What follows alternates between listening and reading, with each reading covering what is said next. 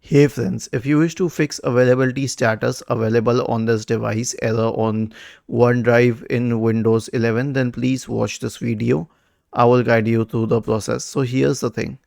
First of all, open the browser and check for OneDrive server status, because if the server is down then nothing else will work.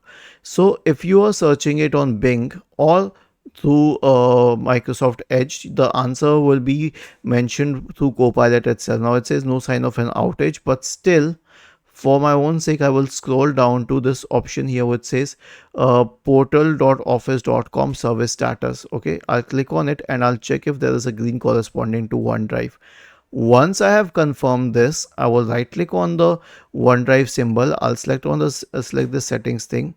I'll click on this pause syncing thing. I will select quit OneDrive and then I'll select quit OneDrive. Finally, I will search for OneDrive in the search bar and then open OneDrive and let it go through and let it work.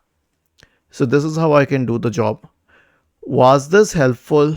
If yes, then please subscribe to the channel. If not, then let us know in the comment section of the video on how we could help you further. Thank you for watching this video and have a nice day.